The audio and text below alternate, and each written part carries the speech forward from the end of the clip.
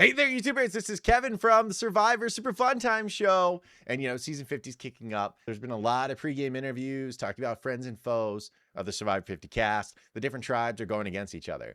Now, I haven't watched all the interviews of the friends and foes because there's a lot of content. There's a lot of stuff to absorb right now. And your boy's got a busy life, but I'm trying. Instead of really focusing on that, I thought it'd be really fun to go down the tribes and really kind of give my threat level list, the who's in trouble immediately, who is going to say, oh shit, as soon as they get to their beach and see who's on their tribe, and who's most likely going to go, and who's probably the most well insulated of all the people on each tribe, and maybe even the whole game. I just think it's an interesting conversation because there's some players that I think fans will be like, man, I can't wait till they're booted. And I don't think they're going to go anywhere for a while. And there's some where they're like, this queen is going to win. And I'm like, well, I'm pretty sure they're going to go pretty fast. So I think we can get over that real quick with this list. So I figured, why not? Let's add to the speculation, make my own friends and foe list to some degree. And we'll just talk about who I think some of the biggest threats are in the individual tribes and who I think the most safe people are on the individual tribes. But why don't we get into the first tribe, which is like the pink purple tribe, the Vatu tribe. This is the one with Stephanie, Aubrey, Angelina, Genevieve, Q, Rizzo, Kyle, and Colby. Definitely a big tribe, a lot of good personalities. Now, this is unique of the three tribes because this is the one where there's a 4-4 split. This is where 4 old school and 4 new era players are on the tribe together. So there's no inherent advantage from eras, at least. And I think it's really interesting to talk about who's most likely to stand out with this mix. Because right away, you have to throw that out the window. Is a new era person going to go when there's a disadvantage? Not necessarily. In old school? No, probably not. Now they have to compete on what's in the tribe's best interest to dump. Right away, the obvious answer is probably Kyle, as the person who's most likely in danger because he's won the game, and he's arguably had the best winning game of the last 10 seasons, not even just new era.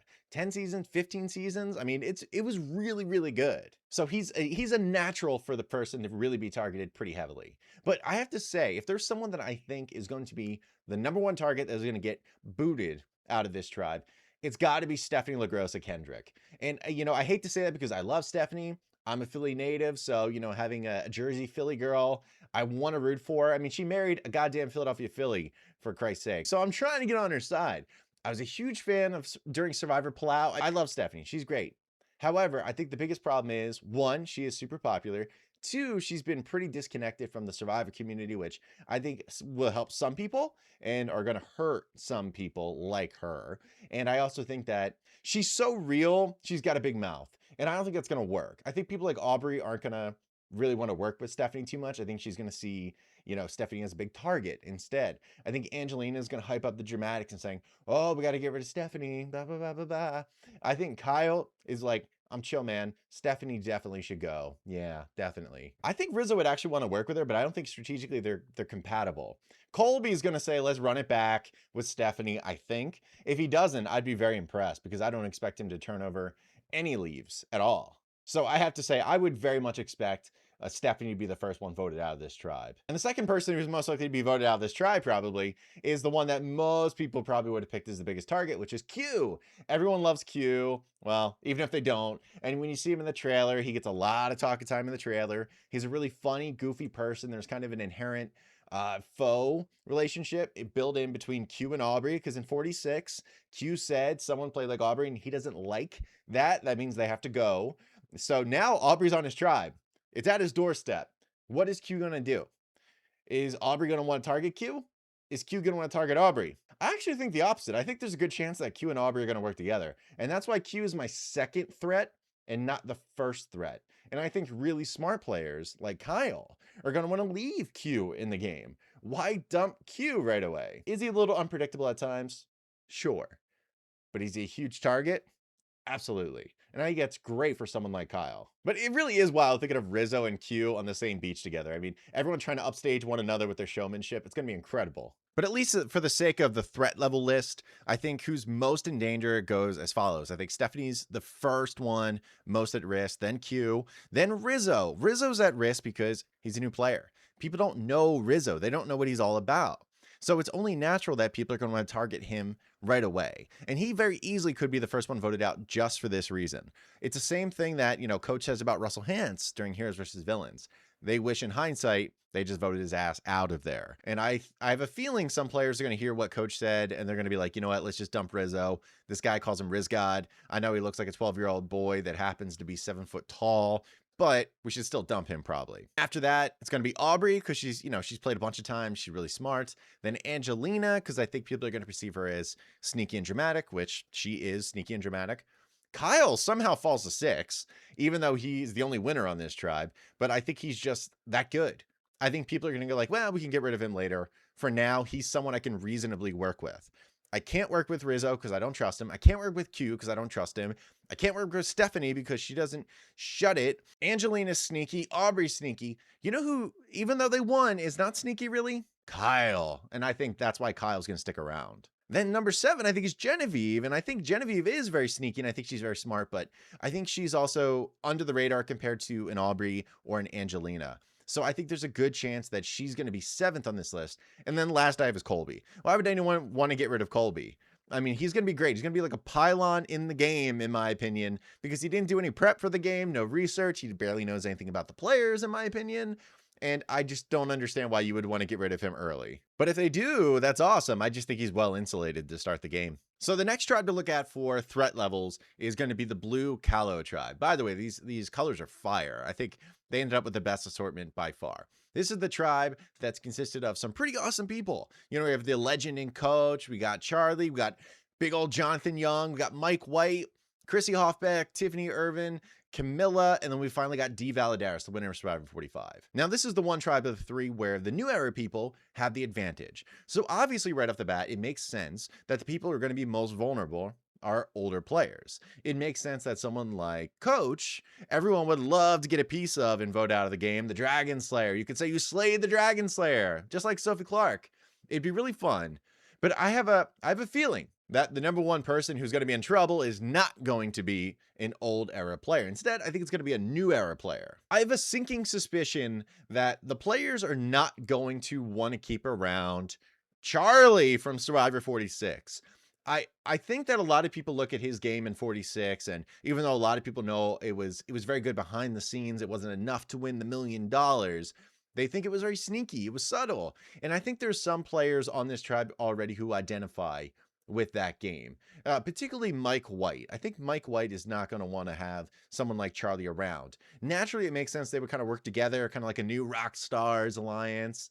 I don't think that would be the case. I think instead, Mike White's going to want to work with someone else, maybe someone even totally opposite of himself, like a Jonathan Young. I just had bad vibes that Charlie is going to get thrown under the bus. So I think he's actually number 1 because he's out there with a lot to prove. A lot of people have issues with people who are lawyers going into the game. I think that'll be a problem. My number 2 pick is actually going to be Chrissy. And the main reason is I actually think this tribe is going to emphasize strength to some degree.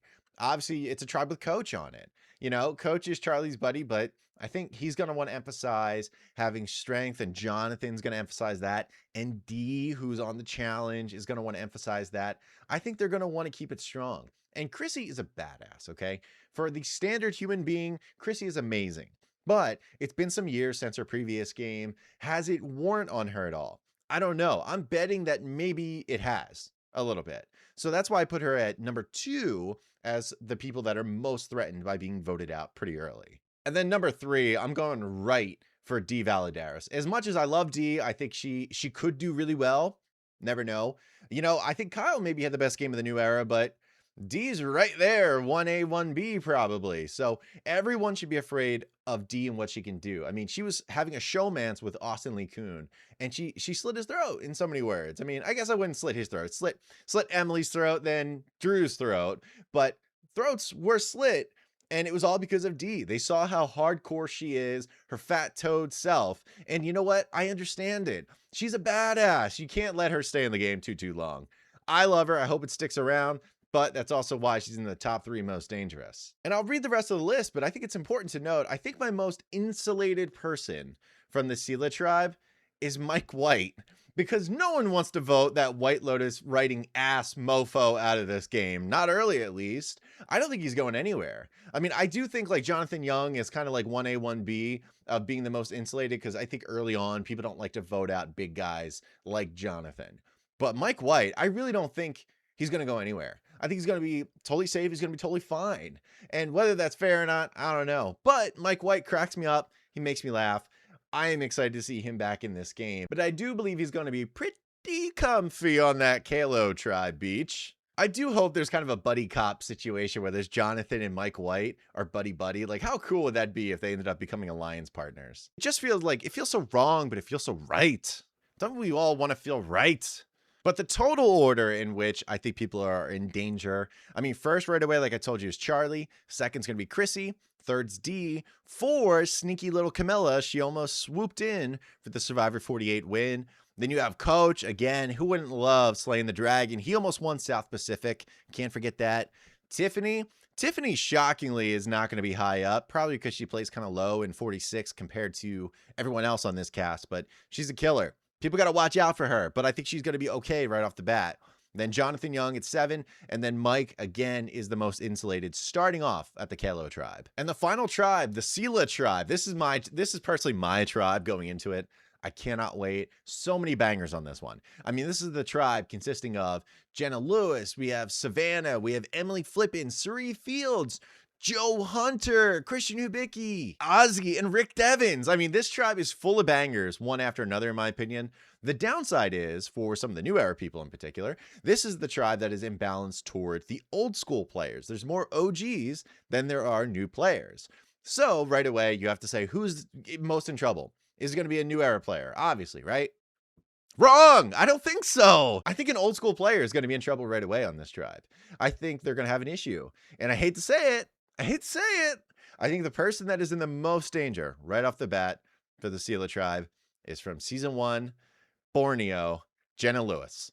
I have a feeling she's going to be too smart, too brazen, too bull in a china shop in order to operate with these players. Like, she's not the right amount of old school and new school together. Suri is the right amount of old school and new school together. Joe is the right amount of old and new together. Jenna, however, I don't think she's made for this game anymore. I think she could do really well. I'm just afraid with some of the killers on this tribe, with the Rick Devins, with the Suri, with Emily Flippin, with Christian, who understands everything, and with Savannah. Now that we know what Savannah brings to the game, there's no way I think Savannah and Jenna are going to get along like this. Now, it's easy to target the winners, just like Jenna Lewis did in Survivor All-Stars. Go back to the old well. You could do that, but I have a feeling people are going to find Savannah to be more valuable as like a shield than Jenna Lewis and her agenda of let's get rid of the newbies and keep old school strong.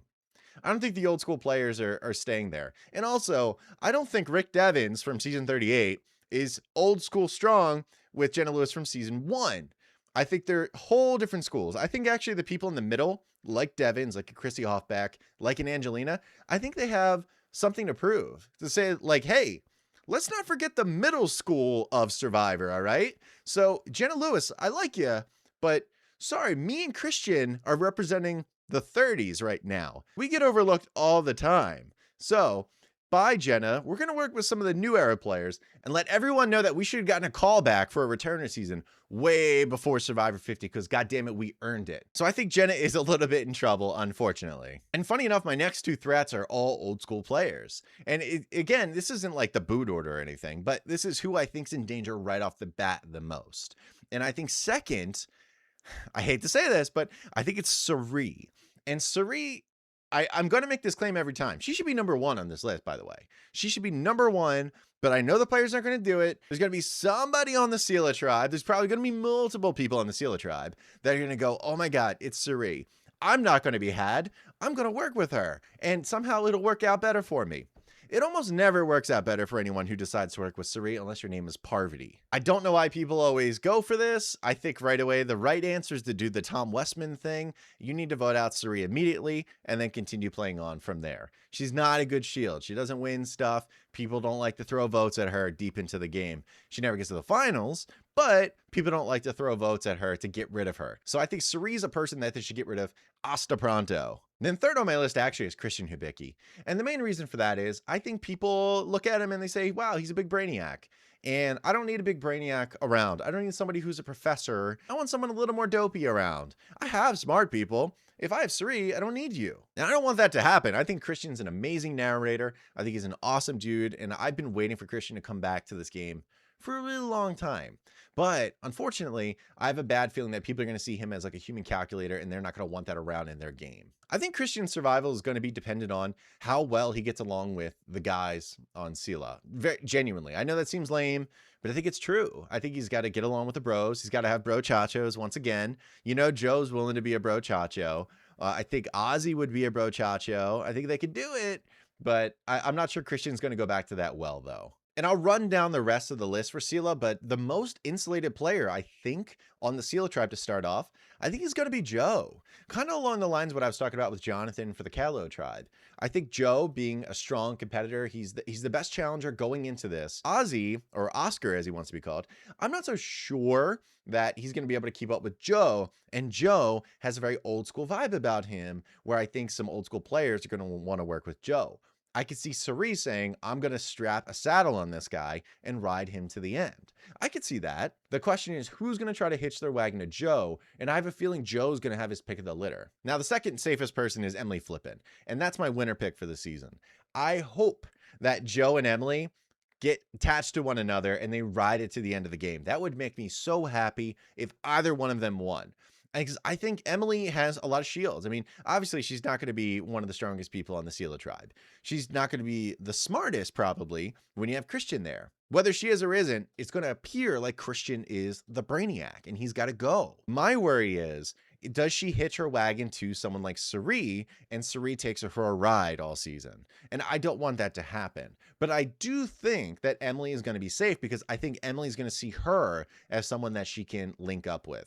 And Suri's going to have a lot of power in this game, whether I like it or not. So right off the bat, I could see who she's targeting may really matter for the long-term success and the insulation of those players. So just going down who I think is most in danger immediately on this tribe, I think Jenna Lewis is one. Then we got Suri. I think Christian Hubicki. The number 4 Savannah, because I think she's going to tell everyone she won. And obviously anyone who won is going to be in danger. And she's a badass. They're going to figure out very quickly she's sharp. We're going to definitely get a confessional from Suri saying, that girl, I don't know what's going on with that girl. I see some stuff going around with her. And rightfully so, because Savannah's a badass. You got to, bow down. We're not worthy. We're not worthy, right? That's what's going to happen. Then you have Ozzy, you have Devins, Emily Flippin, and of course, Joe Hunter. This is a tribe full of bangers. This is top tier. To me, these are all #1 picks. Not that the other teams aren't #1 picks, but these are #1 picks of different eras. And I am super curious how this one particular shakes out in the first vote. But I'm pretty sure it's going to be Jenna Lewis. Who's the biggest threat in the entirety of the game that's probably most in trouble if you put them on any tribe? I'd probably say Q. I think Q is someone everyone's going to look at and saying, like, I can't trust it. They may have to go. But fortunately for Q, I don't think he's going to be the #1 threat in his own tribe, which kind of saves him. If he was on Kalo instead, then yeah, he probably would be the #1 gone. So I'm curious to see how that goes. And as far as the insulation piece goes, the safest is probably Mike White or Joe Hunter, I think. So I'm very curious to see how those games go down, because they're going to start from a good position, I feel, and it's just going to be chaos. I mean, I can't account for the Billie Eilish idols or Mr. Beast's case or what. I can't account for any of that stuff. But from threat levels, I think this is a good one, and it doesn't target the winners right away, which is fascinating to me. But I really think D, Kyle, and Savannah, they're going to be okay, with D being the one that's probably going to be in the most danger. Obviously, lots of Survive 50 content is going to be coming over and over again.